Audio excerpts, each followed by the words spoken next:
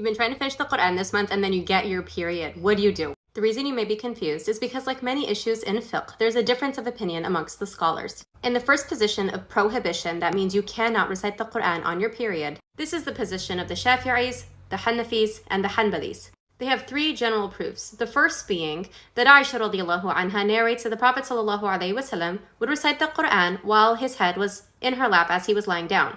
Ibn Daqiq al-Eid, a Shafi'i scholar, mentions that Aisha radiallahu anha would not have mentioned she was on her period had it not been a significant reason for her to do so. So the fact that the Prophet ﷺ was reciting the Qur'an while lying down on her lap and she was in menses demonstrates that she typically would not have been reciting the Qur'an at all, and so she's differentiating between recitation and listening to the Qur'an while you are in menses. The second is there are a number of statements that a person who is in janaba or a person who is on their period should not be reciting the Qur'an.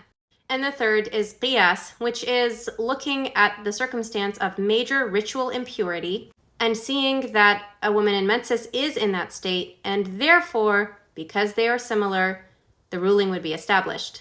Now, to clarify, this does not mean that a woman in menses is impure, not physically or spiritually. It simply means that for a person in that state, regardless of how they got into it, they need to take a shower before engaging in ritual acts of worship. If you are trying to finish the Qur'an and you're reading one juz a day, for example, and you follow this opinion, you may not finish the Qur'an in this month because your period may be too long if it's consistent, and you may not have enough days to finish the recitation. However, scholars of this position would say that you receive the reward as if you did it. Your intention was to do so. What they do allow in this position is to say dua that are in the Qur'an. So for example, sitting in the car and saying the verse of the Qur'an that's typically said as a dua when you're going to travel, that would be acceptable, as long as the intention is dua, not recitation. Now, scholars from the other opinion look at similar proofs and have a different perspective on them. So scholars such as Bukhari, Al-Tabari, Ibn Taymiyyah, Ibn Hazm of the Zahiris, Al-Bani, so many other scholars, and the Maliki madhab all hold that it is permissible to recite the Qur'an while in menses. In response to the hadith of Aisha radiallahu anha, they say there is no actual prohibition mentioned, rather there's simply an inference. They've come to that conclusion based on their understanding of why she would have mentioned it. And so they point to the fact that while there were many women companions, many of whom would have been menstruating on a regular basis, there is no statement from any of them that it was impermissible for them to recite the Qur'an during this time. They also point to the fact that the default is to constantly recite the Qur'an and remember Allah subhanahu wa ta'ala, like Allah tells us in the Qur'an, فَقْرَؤُوا مَا تَيَسَّرَ مِنْهُ.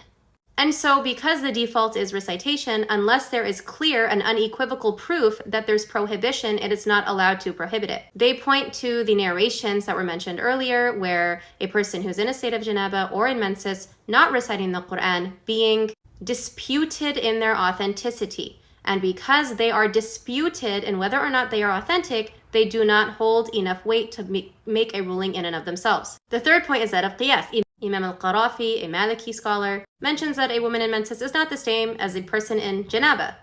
In janaba, they choose when they will get in and take a shower, take it out. A woman does not control when she will get her menses or control when she can finish it.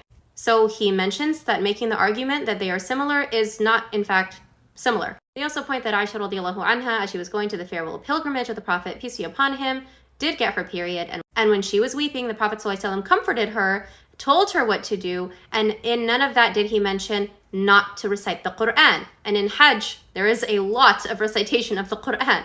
So therefore, there was no prohibition mentioned of this by the Prophet ﷺ even in that moment. You may follow a madhab, you may follow no madhabs, you may be confused on who these scholars are. And if that is the case, please know that both sides have substantial scholarship and substantial evidence. I personally recite during that time. I follow the opinion that it is permissible. However, so many scholars, as we just mentioned, do not hold that it is permissible. And if you choose to follow that opinion, please know that Allah will reward you and bless you as if you did it, inshallah. And if you choose to recite during that time, may Allah bless you too. And also, isn't it so incredible that we have a religion that if you just make the intention and you're unable to fulfill it because of any circumstance, Allah will still reward you?